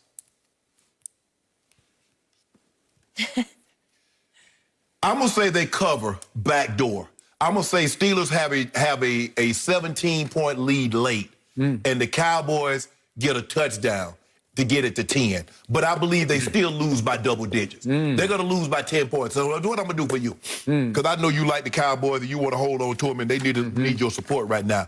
So you say my man Cooper Rush is going to throw 2 fourth-quarter touchdown passes to backdoor cover. No. They're going to be down by 17, but you're going to lose by 10. So I'm going to give you 10 points right now for a case of due. You want it? You'll give me Dallas in 10? I give you Dallas in 10. Well, why wouldn't I take Dallas in 13 and a half? That's the point spread. Why would I do that? I'd be a fool. No. Skip, Fox Bet says it's 13 and a half. You got to have you thought about it hard. You were thinking, I don't know. Yeah, because the thing is, I see teams be doing some stuff. Hold on, who's that? I think it was Cincinnati was playing, and Wink Martindale got upset, Skip, because they came on to kick the field goal. And so teams do things like that, like, bro, you can't win the game. Why you kicking a field goal? So I'm gonna say they cover, but I'm gonna say they lose by at least 10. That's what I'm gonna do for you. Okay, I'll take 13 and a half right now. Ooh. Why not? You were going there, and then you hit the wall. 13 and a half? You know what, Skip? Just because it's you. Thank you. I give you 13. All right, here's how I feel about this. And it's rubbed me raw. But look, if I have Ezekiel Elliott and Tony Pollard running the football, yes, I don't care about Cooper Rush at quarterback because they can flat out run it. I saw them running it down Philly's throat in the third quarter on the way to going up 16-7 at Philadelphia against our arch rival. And suddenly we call a trick play, and Cedric Wilson gets sacked for -30, and we even missed the field goal from 52 yards. Okay, if I have Amari Cooper and Michael Gallup and my man CeeDee Lamb at receiver, do I have a chance to cover? Yes, I have a great chance to cover. If I have Zach Martin back at right guard, where he made the Pro Football Focus weekly All-Pro team, do I have yes, I have a chance to cover. You know Pittsburgh's good against the run. Okay, right? I got it. But so what? So we're good at running it. No, y'all not better at running than they are at stopping the run. If I have two other guys on defense who made the Pro Football Focus weekly All-Pro team in DeMarcus Lawrence and Trevon Diggs, after he got smoked twice, he came back and got Carson Wentz twice and made he was first team all corner. I got a chance. Did I see Jalen Smith flying around Sunday night at Philly? I did. Did I see Wilf Hunter making some plays finally and staying healthy for a whole game? I did. He made one tackle. Okay. Did I see Aldon Smith at least flash for me on my TV screen a couple times where I said, ooh, that looks good? Yes, it happened. Heck, did I see Xavier Woods? Did I see him make a couple plays in the secondary that he hasn't been making all year? Yes, I did. So the answer is, with Pittsburgh coming off a huge arch-rival victory on the road at Baltimore and falling maybe into a trap game at Dallas as a 2-touchdown favorite, yes, I got a chance to go. 30-10. I got Cooper Rush at quarterback. At least he knows the system. He'll be way better than Benjamin Anthony DiNucci, B.A.D., was at Philadelphia. Well, you better should have got Cooper Manning when he was in high school to play quarterback, because y'all not winning with no Cooper Rush. You know that, I know out of that. Central Michigan, undrafted. Yeah. He knows the system. He's in the system for 3 years. He actually got in a couple of games in 2017, a blowout by Dallas at San Francisco, and getting blown out by Carson Wentz and company at Dallas. First of all, you told me when Dak was this contract, when Dak was going to do the franchise tag, and Andy Dalton was come available, you knew they had Cooper Rush. They had given him the designation, a $2.1 million designation. Yep. You said they need to get rid of Cooper Rush and get Andy Dalton. Well, That's what you said. They did. But now you got it back, and now you're trying to hype it. I'm stuck with Ben DiNucci, the Nooch. That's all I got. Or Garrett Gilbert. But think about that. Newt started over him last week. If Cooper Rush was all that, why didn't he start last week? You know what? My man, Red, who used to coach my old 8 and 8, right, Jason Garrett, he thought enough of Cooper Rush. He took him with him to New York. Now, they ended up having to cut him before the year started, but he spent the offseason on the I don't know if he's on the practice squad or whatever. But Red knew. Jason said, you know what? I brought you here. You must try to get me cut. Let me let you go. Well, he came home. And now he's better than nothing. And listen, Pittsburgh, I give you this. Pro Football Focus, again, they rank them #1 on defense, but guess what they rank their offense? 24th. So can my defense not hang in with Big Ben? Is he not capable of throwing a couple, 3 to us?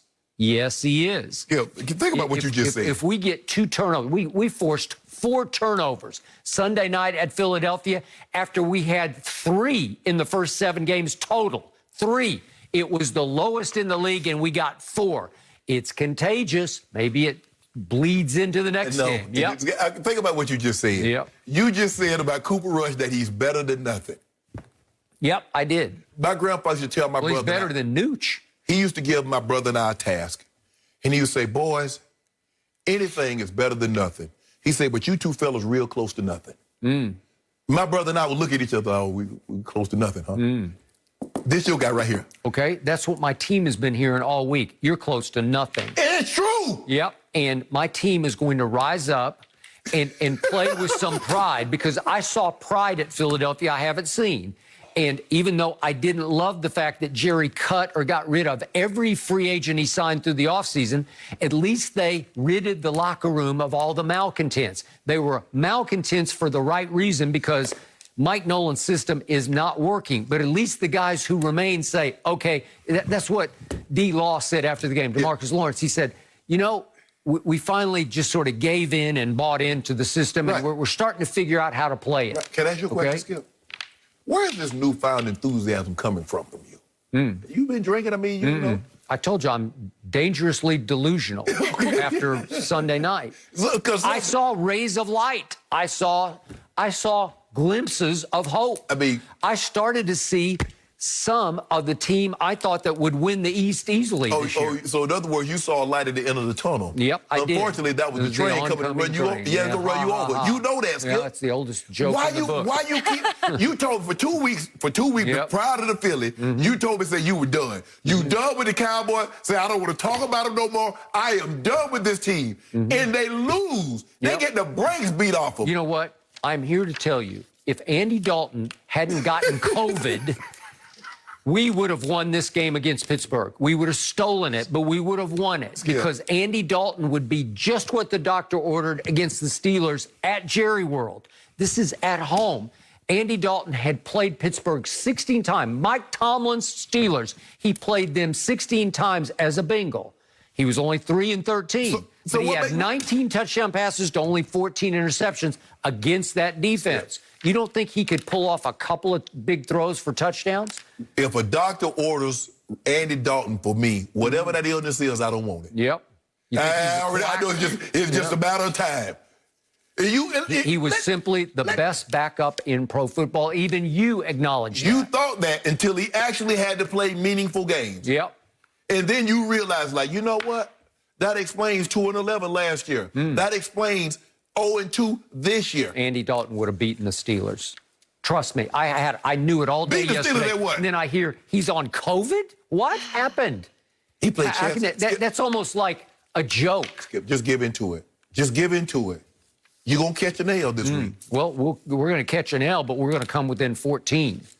No. So I got it. You already agreed got 13. to it. We don't do halves. 13 and a half I got. 13. Yeah. No, I got Fox Bet says 13 how and a they going to half. score half a point? I don't care. It's how I win games. It might land on 13 and I win. Well, I get 13. If they land on 13, we get a push. No, that's wrong. Well, you just gave me 13 and a half. It's Fox Bet. It's over. I got it. And I'm going to get this. Skip, 30 to 10. you admit your delusion right now. At least you admit it. You see it. You understand it. Because I feel like that's all that we can hope for from you right now. No mercy. Reports came in yesterday that the 76ers are highly interested in making a move for James Harden to pair up with Joel Embiid. Houston, however, has declared an emphatic no on their end, saying it's a non-starter for them. So, Shannon, would Harden and Embiid work together if this actually did go through? Well, Skip, when I was hearing this, I'm like, why on earth would Houston ever do this, Skip? Okay. For straight-up trade with James Harden for Ben Simmons. No, I don't think it would work, Skip. The reason why James Harden is not a traditional guard. He needs the ball all the time, and a big clogs the lane. Now, they've tried it with Dwight Howard. They've tried it with Clint Capella, and none of it's worked. James needs the ball, okay? Magic and Kareem, Skip, they would get out showtime, get down the court, but then everybody, they say, okay, Cap, get down on the block. Magic, do his thing, come to a side where you wanted at, dump it down to him. Kareem throw the sky hook. That's not James. Skip, James is not a traditional point guard like Magic, like Stockton, like Jason Kidd. He's a 2, and he needs the ball. And if you're going for this to work, that means Joel Embiid would need to spend a lot of his time behind the three-point line. Well, that's the problem. He spends too much time there to begin with. He need to have his big butt down on the block. No, Skip, I don't see any scenario where this would work. With James Harden and Joel Embiid. I just don't see it working. I don't think it would ever happen because I don't see a scenario where the Rockets are trading James Harden, especially that. And Daryl Morey, he'd probably have Joel Embiid there for a year, and then he would trade Joel Embiid for a package to get more guards or forwards. Maybe. But you believe it'll work, though. I do believe it would work, especially if Doc Rivers were coaching it. And one guy I don't bet against in this league is Daryl Morey when it comes to pulling off trades. He's made it clear he would like to go get James Harden. Yeah. He left that full-page ad in the Houston Chronicle saying that James changed my life. Yeah, he did. Okay, got it. I wouldn't bet against him pulling this off some way, somehow. I can't see it right now, but I'm not Daryl Morey. And he's got high basketball IQ, and he's pulled off trades where I said, how did he even mastermind that? How did he even come up with the concept? It's going to take 3 or 4 teams involved. It's going to have to be a blockbuster. Well, Skip, the thing is that why it worked for Russ and CP3 is that the contracts are very comparable. And maybe you could look at it and say the players were comparable. There is no comparison between James Harden and Ben Simmons. Nope. I understand Ben Simmons was the all-defensive team. He's been an all-star. But he ain't that. James Harden is a top 5 player. In any metric, no matter how you shake it up, he's a top 5 player. I'm not trading that. You're going to give me Ben Simmons and what? Your draft pick for the next 10 years? Yes, that's what it would require. Okay, now let's just do the unlikely hypothetical. Okay. Listen, James Harden is at a stage of his career at age 31. You know, obviously he needs to win a championship. Right. If you have James Harden paired with Joel Embiid, I've told you I'm a much bigger Embiid fan than you are. I get all the issues, but I also see nuclear talent. Just when he's right like he was at 2018, 2019, 28 and 14 with 4 assists, that's high, and 2 blocks a game. He can be an absolute rim-protecting demon when he feels like it, when he is engaged. And that year, he's shooting, he made 79 threes in 2018, 2019, and shot 48% was a career high from the floor. So, and he's an 80% free throw shooter. Are you kidding me? And what do you tell me? Okay. What do you tell me about LeBron? When he makes a couple of threes, what did he do? Yeah. He fall in love with him. Well, Joel Embiid makes a couple of threes. What did he do, Skip? Now all of a sudden he's Steph Curry. He spends the lion's share of his time out there behind the three-point line instead of having his butt on the block. But what I love about Joel is he is a much better free throw shooter at 7 feet tall than LeBron has been career.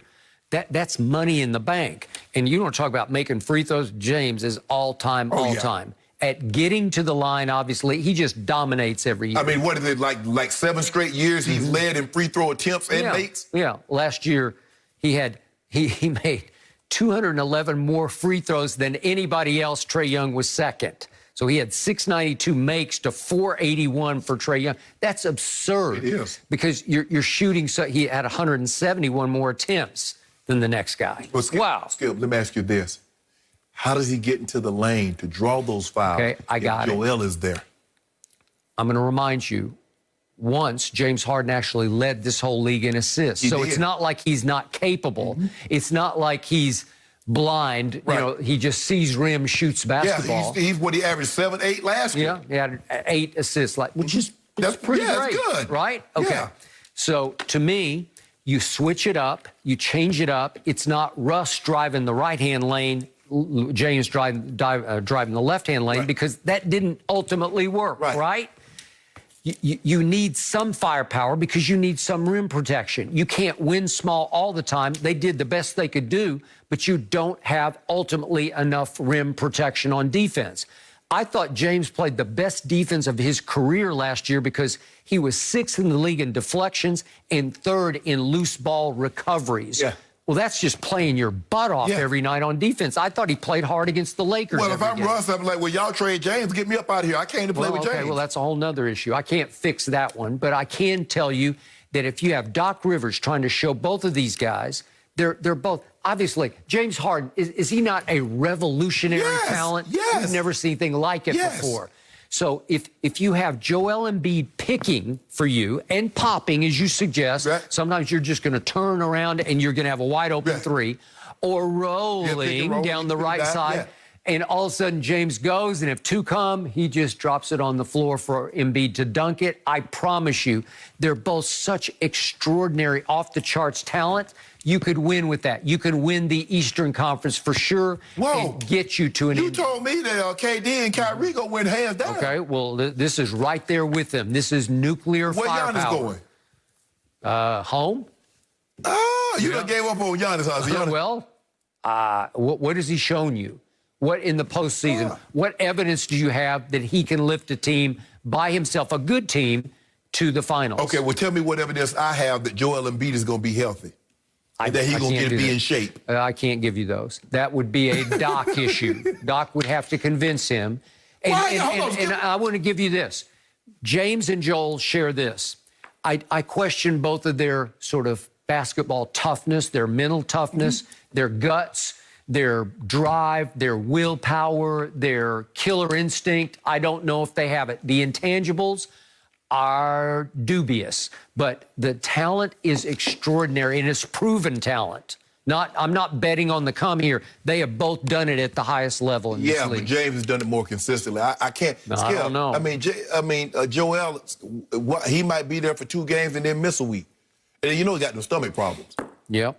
Well, in 2019, you remember what happened in the postseason? Kawhi Leonard hit the luckiest shot in the history of the playoffs. Yeah. And that was what it took to beat them in a Game 7. Then they would have gone and beaten Giannis, and then here they would have been in the finals. Well, they beat.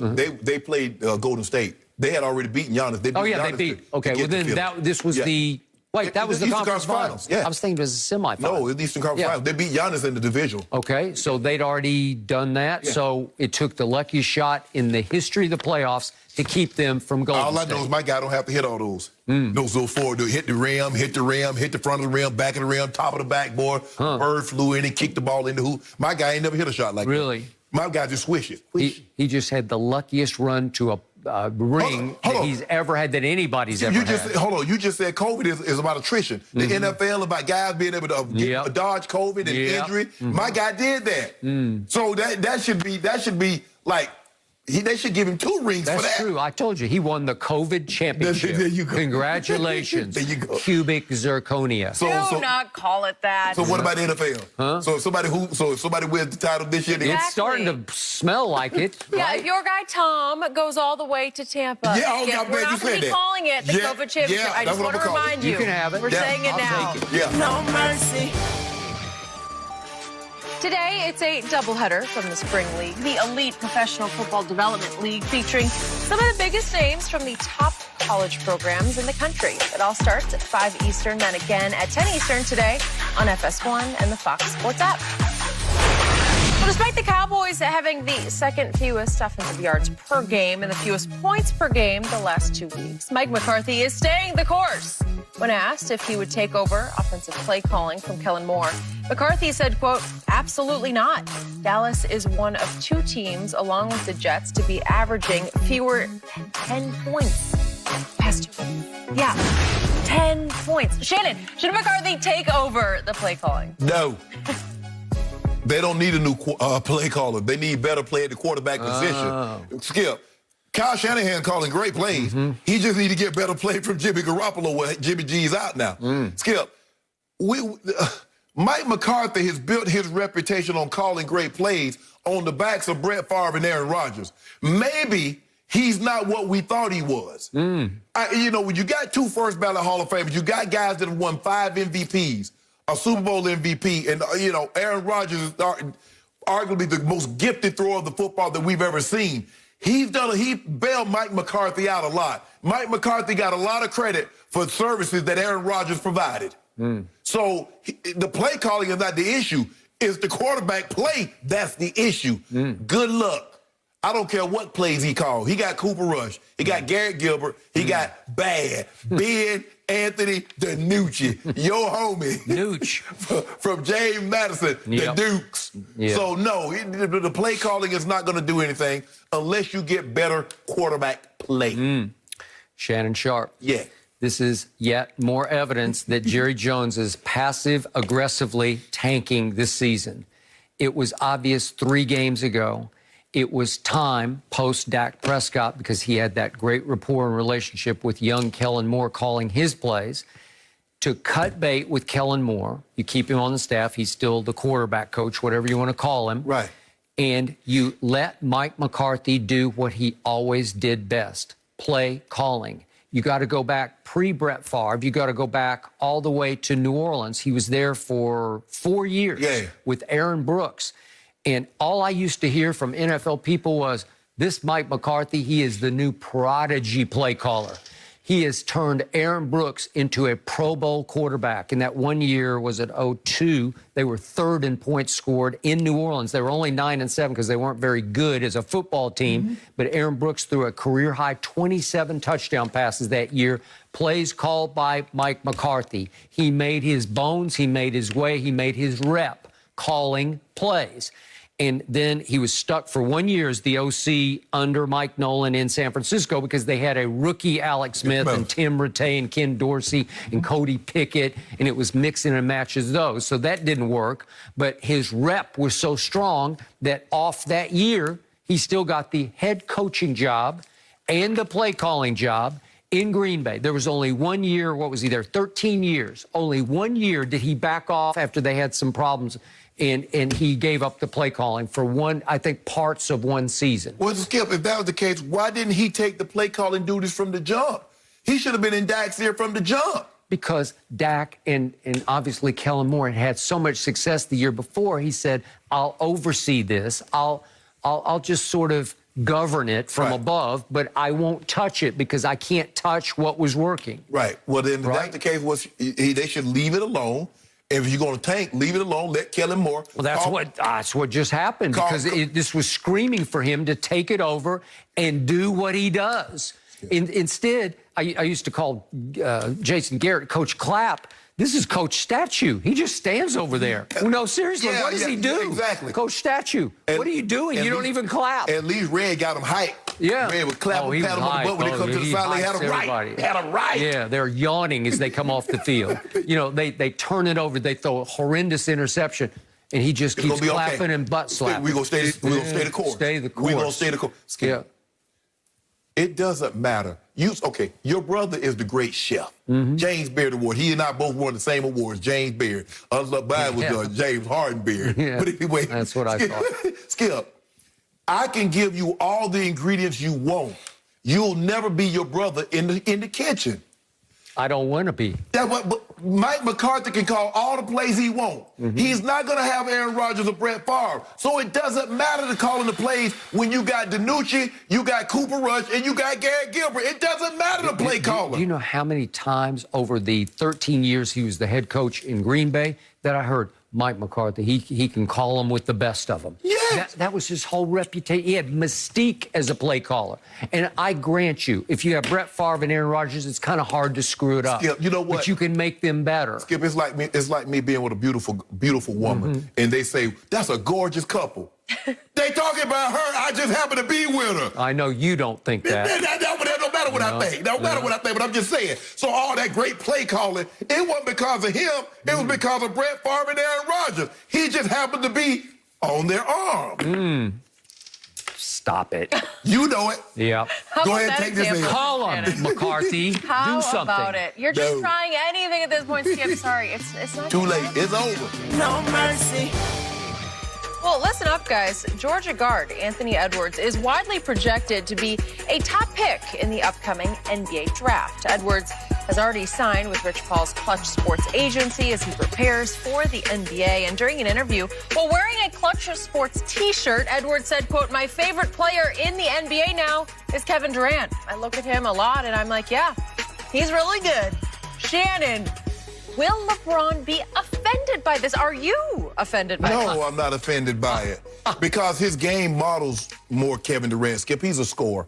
He dropped 37 on Michigan State, 36 on South Carolina. He averages under 3 assists a game. So his game is more KD. He's more of a scorer than Bron of a scorer and a facilitator. LeBron isn't offended by that. No problem whatsoever. I mean, you have your opinion? No. That's what we do. We don't get upset by stuff like this. So when I watched Anthony Edwards numerous times last year, I was never just blown away. I never thought, could he be the first pick in the draft? Right. Never quite sure. He is now my new favorite player. I bet he is. Because when I saw this, I fell off my chair. I was LOLing all over the floor. He's got a big old Clutch t-shirt on, and he just matter-of-factly said, oh, Kevin Durant's my favorite player. He is? Yeah. That's just like... He ain't afraid of no king. Skip, that's just like me. If I got an agent, if I were an agent, and my agent represented Marvin, he represented John Elway, had Dan Marino. Okay, if I wasn't on the Broncos, I say my favorite quarterback is somebody else, how they gonna get mad? You wouldn't. Yes, I would. You always told me when you went to the Pro Bowl, you had to be careful not to say, I love Dan Marino. But here's the thing, though, Skip. Right? That was because that was my teammate. Yep. I'm saying he's not LeBron's teammate. He's under Rich Paul. Rich Paul is his agent, like Rich Paul is LeBron's agent. I know you won't want to differentiate the two. You're talking about, oh, LeBron runs Clutch. No, LeBron does not. No, he doesn't. Oh, come on. And you are like the rest. Funds it and he runs. No, he don't fund nothing. Yeah. Look. Stop LeBron it. James has set up all of his guys. He gave all of them. What do you want to do? Help Mav do his thing. Mav doing big things. Randy doing big things. Rich Paul says, I want to go this route, doing big things. That's what we do. I told you Kevin Durant is still the best player on the planet, and Anthony Edwards just validated it. A new Clutch client said, nope, it's KD. Thank you. I'm just excited to got these Tom Brady's. He got these KD again. That is it for Undisputed Way to go, today. Anthony. Great stuff, guys. We're back at the same time tomorrow morning at 9:30 a.m. Eastern. Have a good day, everyone. Shannon,